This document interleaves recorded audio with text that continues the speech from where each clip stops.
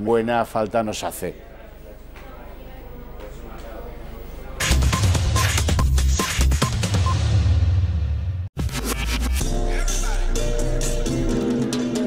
Now, everybody, do it.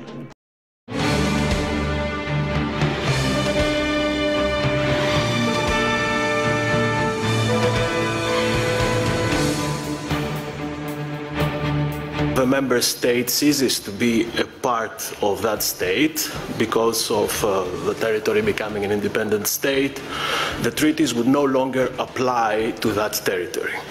And that Merkel, Cameron, Obama, la Comisión Europea por enésima vez. Son incesantes los avisos y advertencias que llegan a Cataluña desde el extranjero. Pero los partidarios de romper con España solo miran a sus intereses y ocultan la verdad a sus conciudadanos, que ajenos a la realidad creen a pies juntillas que con la independencia les va a ir mucho mejor. 5W, Beatriz Rojo, buenas noches. Empezamos con el qué. Buenas noches, Gonzalo. La Comisión Europea ha vuelto a dejar claro que si Cataluña se declara independiente, estará automáticamente fuera de la Unión Europea. No sería expulsada, sino que dejaría de ser miembro de la Unión y los tratados no se aplicarían sobre esa región. Posición de la Unión Europea que se viene aplicando desde el año 2004 y que no ha cambiado ni un ápice. Pese a ello, hay algunos que siguen empeñados en sostener lo contrario. Es más, el Comité de las Regiones de la Unión Europea, del que forma parte Cataluña, sostiene que tras la independencia, para volver a integrarse necesitan del apoyo de todos los Estados miembros. Es el cuarto líder internacional que en menos de 10 días da un tirón de orejas a los nacionalistas y lo hacen recordando ni más ni menos lo que dice la ley. Nadie, ni Mas, ni Junqueras, ni Cataluña, ni ningún líder catalán es ajeno a la legalidad. Si se la saltan, los ciudadanos catalanes lo pagarán caro. El kit de la cuestión es el siguiente. Cataluña no sería expulsada de la Unión Europea, sino que dejaría de formar parte de ella al separarse de un Estado miembro. Se dejarían de aplicar los tratados comunitarios en ese territorio escindido. Un ejemplo son las ayudas ganaderas y agrícolas. Según la ministra del ramo, Cataluña perdería al día siguiente de separarse de España todas las ayudas al sector. Esta es la realidad. Analizamos las consecuencias de esta hipotética secesión en el editorial con Eduardo García Serrano.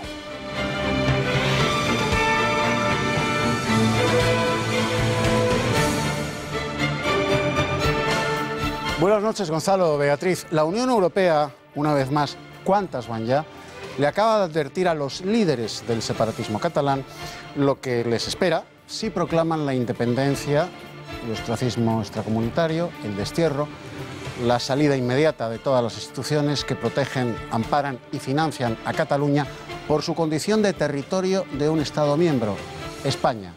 Les han dicho, si rompen a España, si rompen con España, se autoexpulsan de la Unión Europea. Nadie les echa.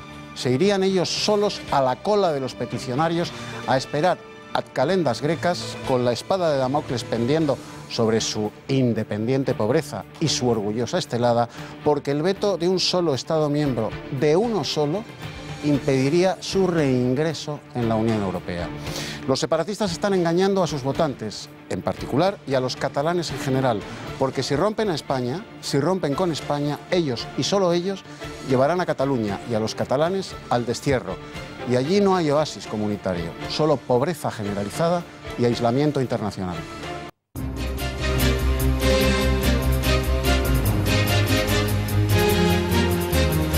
Un terremoto en Chile deja 8 muertos y 1 millón de evacuados. El seísmo ha tenido una magnitud de 8,4 en la escala Richter. Se ha producido a las 8 menos 6 minutos hora local, con epicentro en Illapel, a unos 200 kilómetros de Santiago, la capital.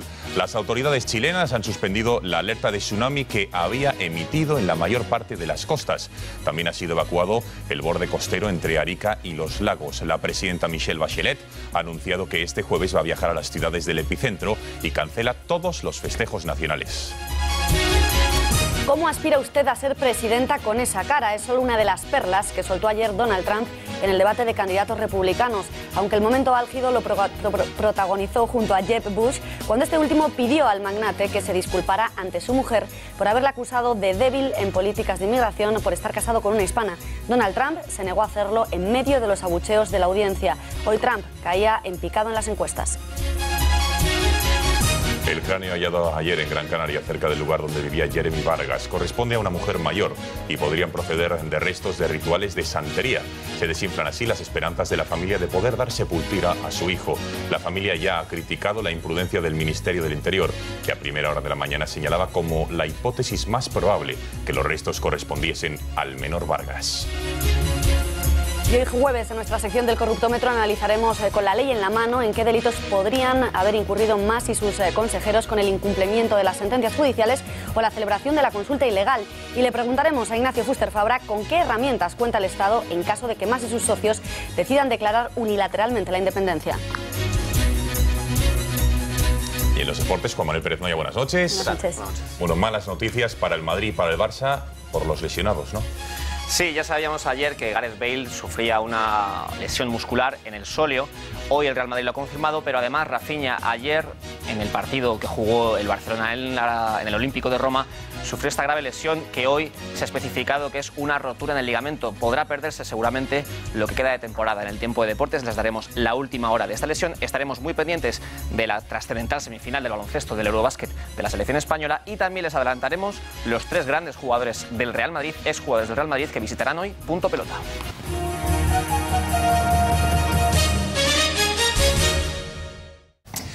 Lilian Tintori, esposa de Leopoldo López, el líder opositor venezolano condenado a 13 años y 9 meses de prisión, se ha reunido con el presidente del gobierno, el líder de la oposición y también con Felipe González. A primera hora mantenía un encuentro en el Palacio de la Moncloa con Mariano Rajoy. El jefe del Ejecutivo ha mostrado su preocupación a Tintori por la situación de su marido y por la del resto de presos venezolanos.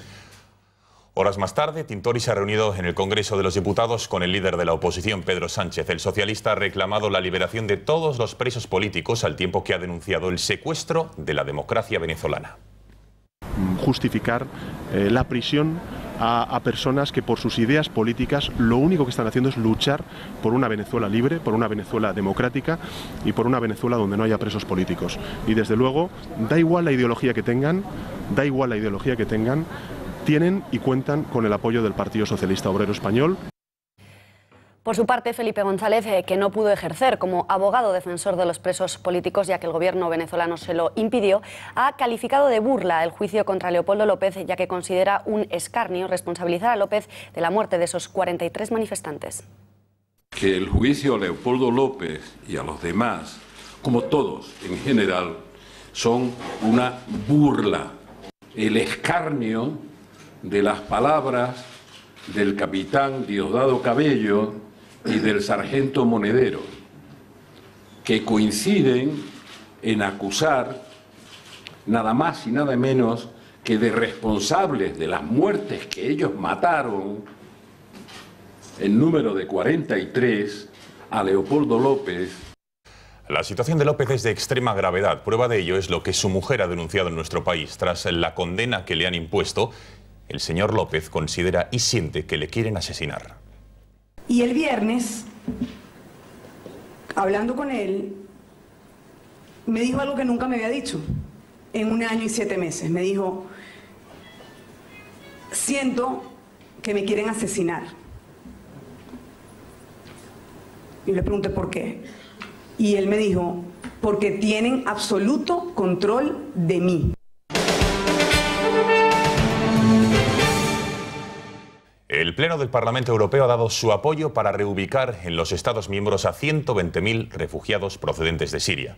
En un voto de urgencia para enviar un claro mensaje político a los ministros del Interior de todos los países miembros que se van a reunir el próximo martes y que mantienen importantes diferencias, los eurodiputados han respaldado el programa de Bruselas con 372 votos a favor. La votación de hoy se produce tras la decisión de Hungría de cerrar sus fronteras. En solo 24 horas, más de 6.000 refugiados han llegado a las puertas de Croacia. Esta cifra supera las previsiones del propio gobierno croata, que el miércoles calculaba que llegarían unos 4.000 en su camino hacia Eslovenia para entrar después en Austria por el sur y seguir su camino principalmente hacia Alemania. Las autoridades croatas están trasladando a los migrantes hasta los centros para refugiados, aunque el primer ministro ha advertido de que el país no tiene capacidad para acoger a los 20.000 refugiados que se prevén pueden llegar. Indignación en el gobierno de Hungría por las críticas de la ONU a su trato a los refugiados. Para este país, las palabras utilizadas por Ban Ki-moon, el secretario general de la ONU, son extravagantes e indignantes y consideran al tiempo que el organismo tiene una percepción errónea de lo que, por ejemplo, ocurría ayer.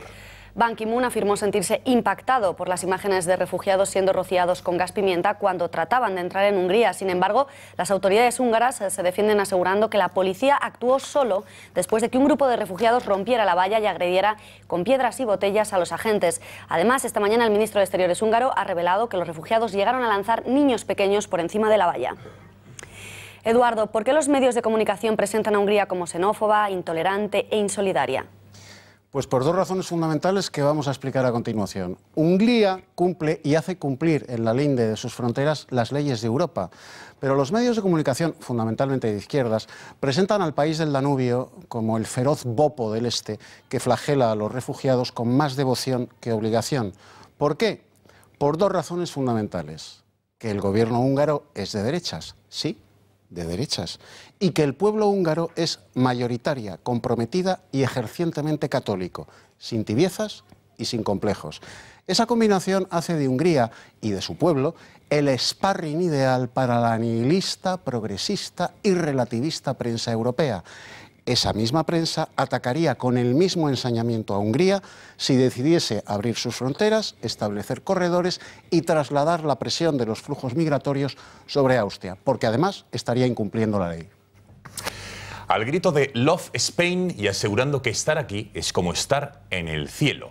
Así es como ha llegado a nuestro país el refugiado sirio, que recordemos fue zancallideado por la periodista húngara, que va a trabajar finalmente como entrenador en Getafe. Ataviado lo ven con una bufanda del Llagostera. Osama Abdul, Mosem así se llama, llegaba acompañado de dos de sus hijos. Feliz, ilusionado y agradecido, ha asegurado que estaba cansado por el largo viaje, pero muy contento de estar por fin en nuestro país. No es para menos, tras la odisea vivida por el sirio y su familia, en apenas un mes tendrá permiso de residencia y trabajo fijo. A su caso se ha referido el ministro del Interior, Jorge Fernández Díaz, quien ha querido dejar claro que se trata de un caso aislado para tratar de evitar que se produzca un efecto llamada. A partir de ahí, hombre, esa iniciativa no puede generalizarse, porque claro, si nosotros ahora pretendemos empezar a traer a España refugiados al margen, como he dicho antes, del procedimiento y del acuerdo comunitario, estamos en un programa comunitario de la Unión Europea. Precisamente para hablar de este caso tenemos conexión telefónica con el principal responsable de esta nueva oportunidad para Osama y su familia en España. Se trata de Miguel Galán. Muy buenas noches. Hola, buenas noches. Señor Galán, ¿cómo surgió la idea de ofrecerle este trabajo a Osama, por un lado, y sabe cómo ha transcurrido el viaje de Osama y su familia hasta llegar a España? Bueno, surgió a través de un artículo que leí en el periódico El Mundo de un periodista, de Martín Mucha, en el que le hacía una entrevista a su hijo en Turquía, y la verdad me conmovió, ¿no?, la entrevista, porque decía que quería venir a España a jugar y de que el padre era entrenador de fútbol en Siria, y nosotros, CENAFE, que somos el Centro Nacional de Formación de Entrenadores de Fútbol en España y somos entrenadores de fútbol, nos quisimos solidarizar y traer a un colega que estaba sufriendo esos estragos de la guerra de Siria, pues a España, a ofrecerle un puesto de trabajo y a ofrecerle un puesto como entrenador de fútbol. Sin menospreciar a todos los demás refugiados que están en la misma situación, decidimos dotar una partida económica a este refugiado sirio, ¿no?, entrenador de fútbol. Queda clarísimo. Gracias por su testimonio, señor Galán, y muy buenas noches. Muy buenas noches. Más asuntos, porque nuestra compañera María Matos ha salido a la calle para preguntar a los ciudadanos si están de acuerdo con que España acoja a refugiados sirios y, sobre todo, si acogerían a asilados en sus propias casas. Veamos qué le han contestado. A mí me parece que está bien, que hay que ayudar a los necesitados, a los que lo necesitan de verdad. Yo lo veo en telediario y la verdad es que me da muchísima pena por muchas familias que están sufriendo muchísimo. A mí sí. Sí, porque son gente necesitada. Sí. Y con una solidaridad intereuropea absolutamente imprescindible. Claro que sí. Estoy de acuerdo en que los recojan o los acojan. Yo sí. Pues hasta aquí parece que todo el mundo está de acuerdo en que España sea solidaria, pero en cuanto preguntamos si ellos mismos acogerían a un refugiado en su casa, las respuestas son muy dispares. Yo sí. Bueno, pues eso ya es otra cosa, pero sí que ayudaría. No. Es muy pequeñita mi casa. No. Tendría que consultarlo con mi mujer. Si pudiera, sí. No. Pues no, porque vivo solo y estoy todo el día en mi casa.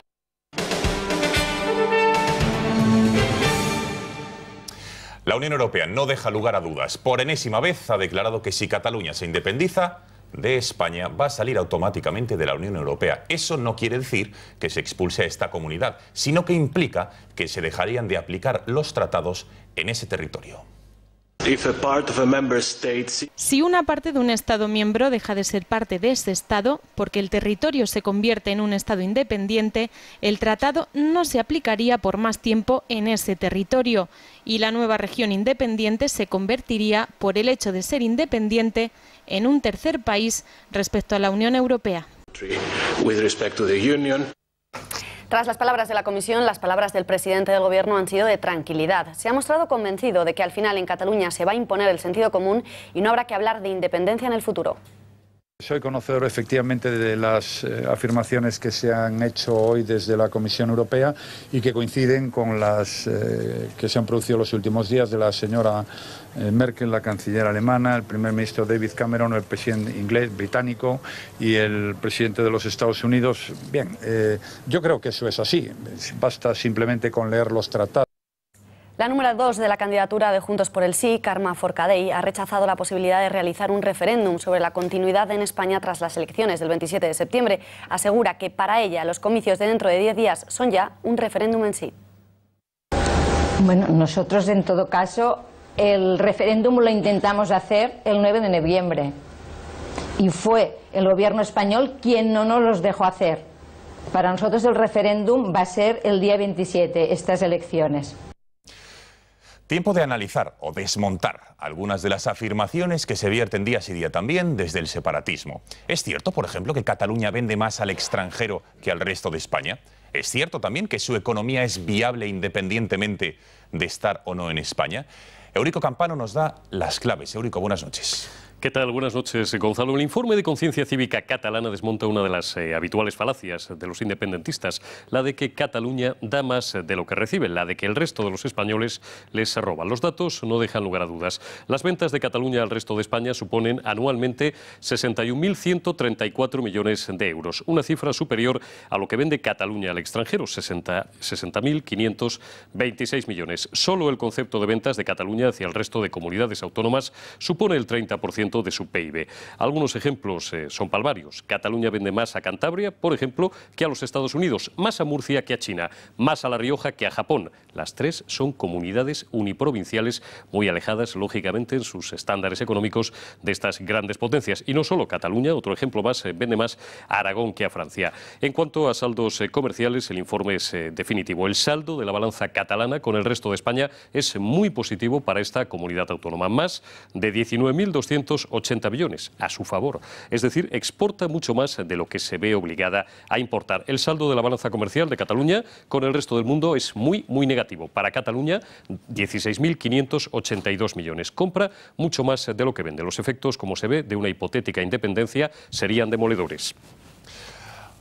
Muchas gracias, Eurico. Tiempo de escuchar a los partidos que están combatiendo sin ambajes las posturas secesionistas. Para Ciudadanos no hay que hablar de independencia ni de suspensión de autonomía, sino de jubilar a Artur Mas. Por su parte, el PP, con Xavier García Albiol a la cabeza, acusa al presidente de la Generalitat de fomentar la catalanofobia. Qui més està creant catalanofòbia és el govern de Catalunya. Perquè si constantment tu li estàs dient als altres que me quiero marchar, porque no estoy a gusto con vosotros, porque me estáis robando, porque os estáis llevando mi dinero, home, no vulguem que a sobre ens aplaudeixin. Lo cambió todo. Nos vamos en directo hasta Santa Coloma de Gramenet, provincia de Barcelona. Está hablando, como ven, el secretario general del Partido Socialista, Pedro Sánchez, por cierto, envuelto de una gran bandera española. Le escuchamos en directo. 1978. Hay muchas cosas que hicimos bien y sobre las cuales hablaré a lo largo de mi intervención, pero quiero deciros la fundamental, de la cual yo me siento más orgulloso. Gracias a esa Constitución y gracias sobre todo a un gran presidente como Felipe González, fueron los gobiernos socialistas los que hicieron que España fuera europea. Fueron millones de españoles pero liderados también por un gobierno socialista de Felipe González, quien hizo posible que España y Cataluña fueran europeas. Y por eso hoy, cuando yo veo a Mas decir quiero que seáis catalanes, pero para ello tenéis que renunciar a ser españoles y europeos, yo les digo que no, que nosotros los socialistas no queremos renunciar a nada. Queremos que seáis catalanes, españoles y europeos. Queremos una Cataluña europea dentro de una España unida. Eso es lo que representa esa bandera. Tras la polémica desatada en el seno del Partido Popular sobre la conveniencia de que el ministro de Asuntos Exteriores debatiese en una televisión catalana contra el líder de Esquerra, Oriol Junqueras, parece que finalmente sí se llevará a cabo dicho debate. Será el próximo miércoles en UIT TV. El cara a cara cuenta con el placer del candidato García Albiol y, por ende, de Mariano Rajoy. En cuanto al debate, yo estoy, como siempre he estado, a lo que digan los directores de campaña. Yo, de hecho, estoy haciendo campaña en Cataluña y voy a donde me mandan. Hay que tener en cuenta, yo comprendo que, visto así, pues, el ministro de Asuntos Exteriores con candidato, en este caso Junqueras, el líder de Esquerra Republicana, que va de número 5, se percibe una cierta asimetría, ¿no? Y que eso lo entiendo perfectamente, ¿no? Y que eso pueda llevar a que no pocas personas consideren que no procede. Es mezquino y provinciano hacer retroceder el español para que prospere el catalán. Contundentes palabras del Premio Nobel de Literatura, Mario Vargas Llosa, quien considera que en Cataluña tienen suerte de ser bilingües, con lo que no entiende que se intente ir contra una lengua, en este caso el español, que está, dice, muy enraizada en esa región y tiene siglos de existencia. Más asuntos. La delirante actuación que el diputado de Amaiur, Sabino Cuadra, realizó ayer en la tribuna del Congreso sigue dando de qué hablar. Como van a ver en sus pantallas, el diputado Batasuna cogió una Constitución y la rompió varias de sus páginas en pedazos. Lo hizo en la tribuna del Congreso como protesta por la reforma de la ley que regula el Tribunal Constitucional. Cuadra iba ataviado con una camiseta con la estelada, la bandera independentista catalana, y aseguró que el gobierno tiene miedo al derecho a decidir, por lo que le comparó con la madrastra de Blancanieves. Ante tal actuación, UPyD ha solicitado al presidente del Congreso que sancione y suspenda de empleo y sueldo al diputado Batasuna. Eduardo, una vez más, un diputado de Amaiur ha montado un numerito en el Congreso, aunque esta vez ha roto la norma que nos hace igual a todos los ciudadanos, la Constitución. ¿Se ha pasado de la raya? Él y los que no le han respondido se han pasado de la raya. El término bárbaro no es vejatorio, es definitorio. En sentido estricto hace referencia a todo aquel que está por romanizar, o sea, que está por civilizar. Sabino Cuadra, diputado de Amaiur, se comportó ayer como tal al romper en la tribuna de oradores del Parlamento la Constitución que le protege y en virtud de la cual ocupa un escaño y cobra un sueldo que evidentemente no merece. Ni el presidente de la Cámara, hipotenso patológico, cuyo bostezo es permanente, ni ningún otro diputado se levantaron de su escaño para responder al autor de la ofensa a España, al Parlamento y a la Constitución, como hubiera sido contestada en cualquier otra Cámara democrática del mundo desde que Cicerón le espetase a Catilina que hasta cuándo iba a abusar de la paciencia, de la democracia y del Senado. No. La única respuesta fue la tolerante tibieza y el untuoso silencio de sus señorías ante el insulto de Sabino Cuadra. En ninguna democracia del mundo se dialoga con los que ofenden a la justicia y a la nación. Pero ya saben, Spain is different también en esto. Muchas gracias, Eduardo. Les voy a leer un impactante titular del que no para de hablarse a día de hoy en nuestro país y en las redes sociales. El secretario general de la Conferencia Episcopal Española adjudicó contratos a dedo a la empresa de su hermano. Información que nos acerca este jueves el portal infovaticana.com. Tenemos con nosotros a su director, Gabriel Ariza. Muy buenas noches. ¿Qué tal? Buenas noches. Muy buenas Gracias noches. por estar con nosotros. Bueno, Gabriel, José María Gil Tamayo, secretario general de la Conferencia Episcopal, uno de los mandamases dentro de la Iglesia de nuestro país. Un clarísimo caso de corrupción. ¿En qué consiste exactamente? Básicamente había un acto que se organiza normalmente en la Conferencia Episcopal Española, que son las ceremonias de los premios Bravo. Al llegar José María Gil Tamayo al cargo de director de la oficina que organizaba esos premios, canceló el contrato de catering con el proveedor que venía prestando el servicio desde años anteriores para adjudicarle ese mismo contrato a la empresa de su hermano Diego, Enasui, que es una empresa que se ha especializado, ha pasado de ser una empresa que se dedicaba a preparar oposiciones para el Banco de España a especializarse en catering de colectividades, precisamente coincidiendo con el ascenso fulgurante de la carrera clerical de José María Gil Tamayo. No solamente esos actos, sino que además la empresa ha sido agraciada con varios contratos en la Conferencia Episcopal como colegios, hospitales y residencias de ancianos pertenecientes a la Iglesia Católica. ¿Y en esa adjudicación no concurrieron más empresas para dar finalmente ese servicio de catering, ya sea a Bravo o a otros premios y servicios que da la No, no se dio la posibilidad, directamente se adjudicó a dedo por parte del propio secretario general. Una cuestión importante, Gabriel, Infovaticana, portal líder religioso en nuestro país, a los que puedan acusarle a usted o a este portal de, en fin, intentar dañar los intereses de la Iglesia, ¿qué contestaría? No, porque denunciar casos de corrupción que ocurren en la Iglesia significa ir en contra de la Iglesia. Nada más lejos de nuestra intención que ir en contra de la Iglesia Católica, a la que humildemente pertenecemos, sino que lo que intentamos es que creemos que este tipo de escándalos hacen un daño terrible a la imagen de la Iglesia, máxime en unas circunstancias en las que tenemos que ser excesivamente escrupulosos para que no nos puedan acusar de lo que no somos, que es de aprovecharnos digamos, de la vida religiosa para crecer, ¿no? Entonces, creemos que los escándalos en el seno de la Iglesia Católica lo que hay que hacer es, como en la línea del Papa Francisco, ¿no? Que la verdad es la verdad y no debemos esconderla, ha dicho varias veces, debemos denunciar esos escándalos y, evidentemente, que las personas asuman sus responsabilidades. Queda clarísimo. Gabriel Ariza, director de Infovaticana.com, gracias por esta importante exclusiva y esperamos que la verdad se acabe imponiendo. Gracias. Muchas gracias a vosotros. Muchas gracias.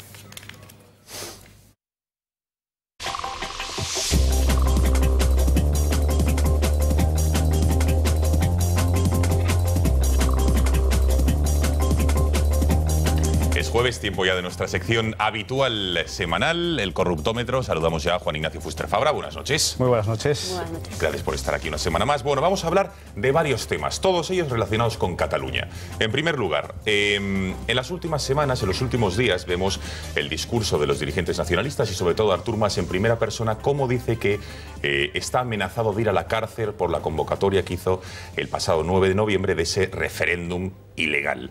¿En qué delitos habría incurrido más concretamente la consejera de Educación y la vicepresidenta con la consulta aquella del 9 de noviembre, incumpliendo lo que dijo el Constitucional? Pues atendiendo a la querella que se les ha interpuesto y que se está estudiando desde Fiscalía, hablamos de delitos como desobediencia grave, prevaricación, malversación y usurpación de funciones.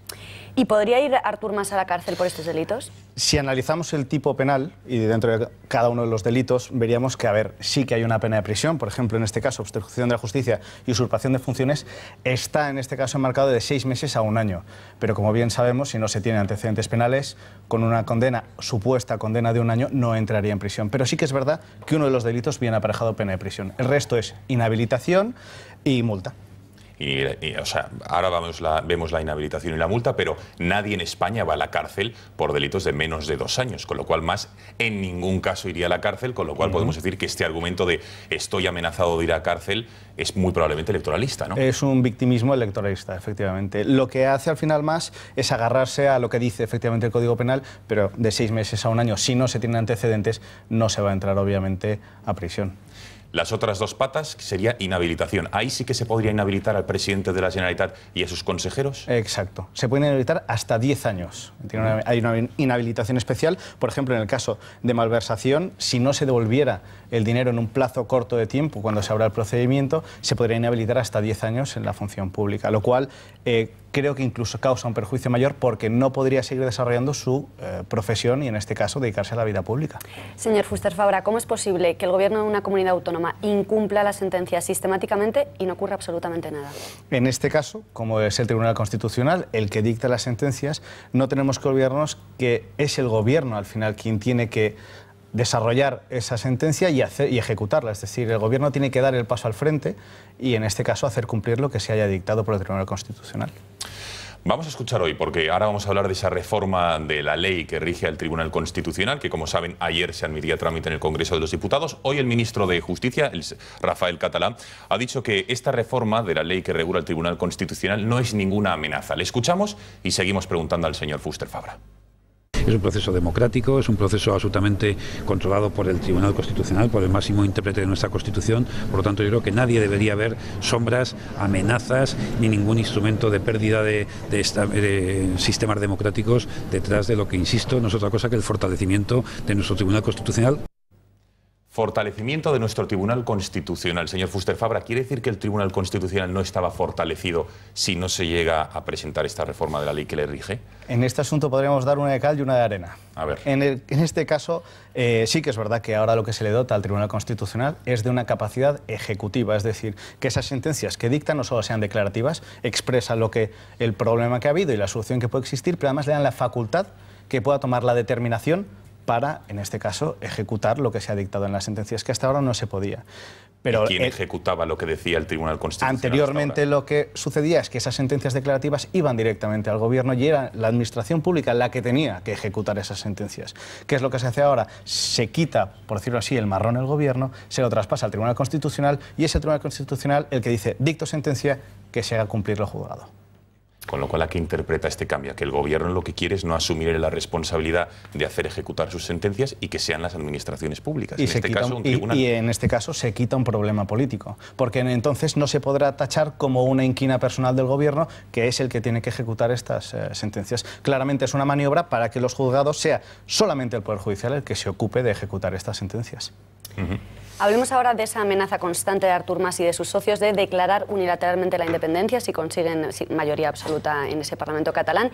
¿En qué delitos incurrirían Mas y sus socios en caso de que la acabasen declarando unilateralmente? Es complicado porque aquí tendríamos que hablar prácticamente de extremos. Cuando hablamos que se lleve a cabo estas actuaciones y lleven a la independencia, estaríamos hablando de delitos como secesión. Es decir, separarse automáticamente del Estado. Estamos hablando de delitos, obviamente, de desobediencia, porque el Tribunal Constitucional da una serie de marcas y una serie de pautas que no van a cumplir. Y en este caso sí que serían delitos muy graves que tendrían que evaluarse muy mucho. Antes que llegara a eso, creo que el Gobierno debería dar un paso hacia adelante para buscar una vía alternativa. ¿Qué otras vías hay? Porque está claro que han dicho que no hay marcha atrás, que se van a ocurrir estas elecciones a modo de plebiscito y que poco a poco lo que pueden buscar es un diálogo con el Gobierno para implementar esa ruta hacia la independencia, pero van camino hacia ella sin marcha atrás. Ese es precisamente el diálogo, no debería ser encaminado a que se separe Cataluña de España, sino que el diálogo tiene que estar encaminado a que Cataluña se quede en España. No nos podemos olvidar que la Constitución española, en su artículo número 2, aboga por la unidad indisoluble de España. La Constitución española no está diseñada para separar territorios o para que se puedan separar territorios. Esto sería constituciones como la de Etiopía, pero en este caso no es el nuestro. ¿Qué es lo que debería optar el Gobierno? Por ese diálogo y esas conversaciones, encaminarlas para mantener la unidad de España. Porque el siguiente paso sería legal y sería mucho más grave y de difícil retroceso en el caso de que lo hiciera. Vale, entonces comentaba usted el diálogo. Pongamos que el diálogo no surte efecto. Esa vía legal, ¿qué herramientas tendría el Gobierno para impedir que se lleve a cabo esa declaración unilateral de independencia, que cada vez que se habla de ello, en Cataluña se echan las manos a la cabeza y también se dice que es un saco de votos para el independentismo? Pero, ¿qué dice la ley? La ley, además, en la Carta Magna, en el artículo 155, da la posibilidad de suspender la autonomía y, además de suspender esa autonomía, que pase, en este caso, a una supervisión del Estado para evitar que se cometan precisamente estos delitos, que estamos hablando del artículo número 2 de la Constitución. España es indivisible e indisoluble. ¿Y qué les puede pasar a Mas y a sus socios si finalmente declaran unilateralmente la independencia? ¿A qué penas se enfrentarían? Pues es difícil en este caso de estipular, porque es la primera vez que en la historia de la democracia española que sucedería. Pero estamos hablando que se debería hacer una conjunción, por un lado, entre que España tendría que, el Estado español, el Gobierno, debería ejecutar el artículo 155 y luego, por Código Penal, una querella en particular a todos aquellos que hayan participado con sus correspondientes penas de prisión, de inhabilitación y de multa. Bueno, vamos a dar un salto. Vámonos hasta la Unión Europea. ¿Qué dice exactamente en los tratados de la Unión, que nos rigen a todos, sobre la secesión de una región, de un territorio dentro de un Estado miembro?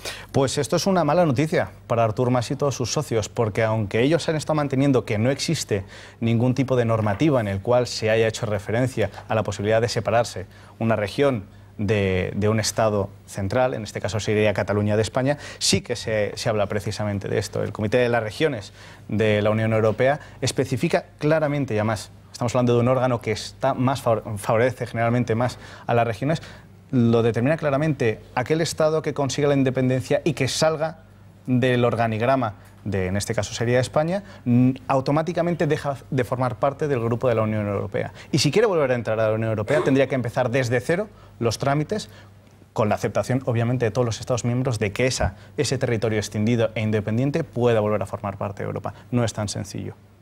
Y ya por último, a modo de curiosidad, dentro del mundo que usted trabaja, en el mundo de la abogacía, ¿cómo afectaría una supuesta independencia en el supuesto de que en Cataluña tendría que haber unas nuevas leyes, tendría que haber unos nuevos abogados ad hoc, porque no se puede ejercer? Por ejemplo, no sé si usted podría ejercer en Cataluña en el caso de que fuese independiente. Si fuera independiente, se le reconociera como Estado, lo cual es una cuestión bastante improbable. Sería como intentar ejercer en Francia. No sería posible, salvo que existiera un tratado que se compatibilizasen y hubiera, en este caso, una adaptación de la colegiación española a la catalana. Sería muy difícil, habría que cambiar los colegios profesionales, las leyes, tendrían que redactar una constitución a través de sus estatutos, es decir, sería un entramado legal muy complicado que no se augura nada fácil. ¿Usted habla catalán? Por si acaso se tiene que preparar. Ni siquiera en la intimidad. Juan Ignacio Fuster Fabra, muchísimas gracias. Una noche más por haber estado aquí. Muchas gracias. Buenas noches. Hasta luego.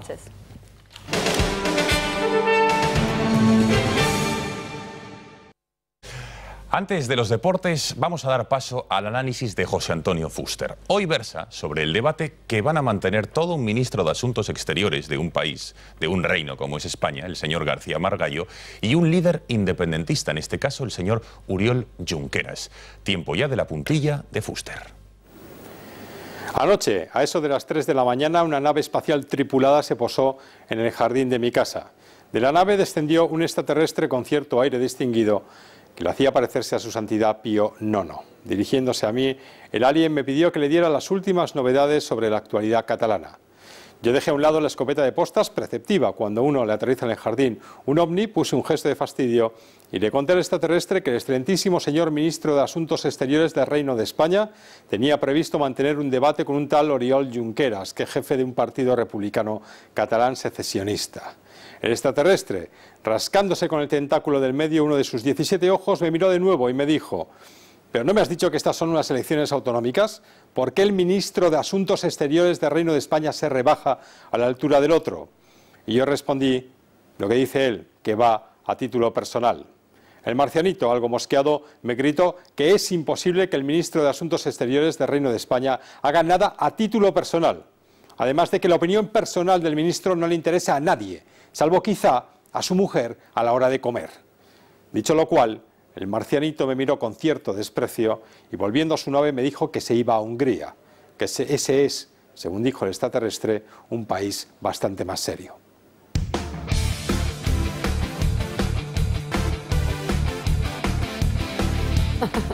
Tiempo ya para los deportes. Juan Manuel Pérez Noya, buenas noches de nuevo. ¿Qué tal? Muy buenas noches. Bueno, la noticia del día, sin lugar a dudas, es una noticia triste para todo el fútbol y es la lesión gravísima de Rafinha, ayer el jugador del Barcelona contra la Roma, ¿no? ¿Qué tiene exactamente? Una dura lesión, efectivamente, Gonzalo, y es la noticia dramática del día. Se esperaba, el pronóstico inicialmente era bastante negativo, pero los peores presagios se han confirmado. Rafinha, el jugador brasileño del FC Barcelona, en esa imagen, como estamos viendo, cayó. Desde el primer momento se sabía que la lesión iba a ser bastante grave. Hoy el FC Barcelona lo ha confirmado. Sufre una rotura del ligamento cruzado anterior de su pierna izquierda, precisamente la misma rotura que sufrió José Rodríguez, jugador del Real Madrid, hace un par de ediciones de la Champions League. Ahí les estamos viendo retirarse, incluso llorando. El centrocampista brasileño sabía desde ese mismo instante que la rodilla no pintaba nada bien. No pintaba nada bien exactamente tal y como afirmó Luis Enrique Martínez, el técnico del FC Barcelona. Al acabar el partido dijo esas mismas palabras. Vamos a escuchar cómo incluso al verle en el gesto estaba ya bastante preocupado. Esa es la noticia más desagradable de la noche. Bueno, vamos a esperar que mañana los médicos hagan el diagnóstico exacto después de hacerle pruebas, pero tiene mala pinta y es una noticia muy fea para nosotros. Bueno, vemos ahora el comunicado del FC Barcelona, cómo exactamente ha dado a conocer esta mañana la noticia después de hacerle pruebas médicas. Ha concluido que Rafinha tiene una rotura del ligamento cruzado anterior de la rodilla derecha, no de la izquierda. Bueno, el que le hizo la entrada que le costó esa rotura es Nainggolan, el centrocampista belga de la Roma. Esta misma tarde, una vez ha sabido el diagnóstico de Rafinha, ha escrito este tuit, no está traducido, directamente está en español, lo ha escrito en español. Lo siento mucho por la mala noticia, no fue mi intención hacerte daño, espero verte pronto del campo, un fuerte abrazo. Bueno, pues en el Barcelona no se creen que no pensase el centrocampista belga ir a hacer daño. Ahí estamos viendo esta durísima entrada hace tan solo 6 meses. Mattiello, el futbolista rival, sufrió una rotura de tibia y peroné después de que el jugador de la Roma le entrase con los tacos por delante. Por eso, en el FC Barcelona hay bastante preocupación, bastante enfado, No solo también con Nainggolan, sino que además Luis Enrique opinó así del árbitro del partido. Otro penalti que no ha pitado al Barça. ¿Y eso es noticia? ¿Usted qué cree? No lo sé, te lo pregunto. Bueno, el penalti se ve que es claro. Yo no lo puedo ver desde donde estoy, no puedo valorarlo, tendría que verlo en la tele, todavía no he visto las jugadas, no suelo comentar este tipo de situaciones. Y de Barcelona hasta Madrid también con malas noticias. Gareth Bale, que hace un par de días cayó lesionado en el partido en el Santiago Bernabéu ante el Shakhtar Donetsk, también en Champions, en este caso sin ninguna acción, simplemente tuvo un pinchazo muscular en el sóleo y se vino abajo. Bueno, pues hoy el Real Madrid ha emitido un comunicado en el que no explica el alcance de la dolencia ni el tiempo que estará de baja. Sin embargo, ayer tuvimos a un médico experto en este tipo de lesiones en punto pelota que ya nos avanzó que estará en torno a 3 semanas fuera de los terrenos de juego. Escuchémosle. Hay muchos factores. Para mí, fundamentalmente, creo que actualmente los equipos de fútbol han cambiado un poco el tema de gestionar las pretemporadas. Esos viajes tan largos hacen que la pretemporada no sea la adecuada para intentar minimizar las lesiones musculares. Y el sóleo es un músculo complicado. Bueno, Juan Manuel, nos despedimos, pero Beatriz está muy interesada porque creo que tenéis alineación estelar en punto pelota, ¿no? Sí, efectivamente. La cuenta Juanma, la cuento yo. Bueno, la adelanto no tengo ni idea, venga. David Sánchez, Matallanas, el subdirector de marca Carlos Carpio, Gato, Kiko Matamoros y te dejo a ti el plato fuerte. Y 3 exjugadores, 3 grandes exjugadores del Real Madrid, recientes exjugadores. Gonzalo, estarás contento. Hoy tendremos en el plató de punto pelota a Fernando Sanz, a Cristian Crembé y también al mítico Michel Salgado. Así que recomendamos que en unos minutos no se pierdan este apasionante punto pelota. Bueno, pues programón 9 menos cuarto, desde las 9 menos cuarto hasta las 10, trepidante punto pelota, hoy no se lo pierdan, y después el Gato al agua a las 10. A ver cuando Ulises Sánchez Flor abre la mano a otros equipos de más o reconocido prestigio, sin lugar a dudas. Gracias a ambos. Gracias, señores, muchísimas gracias por su confianza. La información vuelve mañana puntualmente a las 8 de la tarde. Que pasen una muy buena noche. Les esperamos. Adiós. Gracias, buenas noches.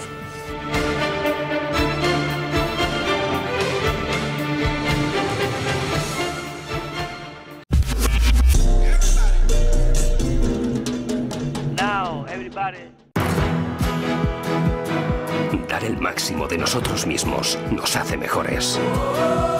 No hay una victoria que sea definitiva, ni tampoco una derrota. Hay que seguir luchando. CaixaBank, con el deporte siempre. Patrocinador oficial de la selección española de baloncesto. Una velada en Restaurante Portonovo se transformará en un momento especial en nuestros salones o en nuestra terraza, disfrutando de nuestros platos que le evocarán los sabores y las texturas del mar de la tierra de Galicia. Si lo que prefiere es tomarse un aperitivo o disfrutar de una comida informal, podrá hacerlo en nuestras zonas de mesas altas, tanto en el interior como al aire libre. Restaurante Portonovo, en la salida 10 de la A6. Queremos estar al lado de nuestros clientes y escucharles siempre. En Gas Natural Fenosa creemos que esto para ti es bla, bla, bla. Porque los clientes ya no quieren palabras, quieren respuestas. Por eso, si no estás conforme con la lectura facturada, te devolvemos el dinero hasta resolverlo. Gas Natural Fenosa, hecho y dicho. Un saludo para todos mis amigos de Trending Music. Un saludo muy fuerte a nuestros amigos de Trending Music. Mando un abrazo muy grande a Trending Music. Bueno, un saludo a toda la gente de Trending Music. Mandamos un saludo a Trending Music. Y un abrazo muy grande a Almudena y a Víctor y a todo el equipo de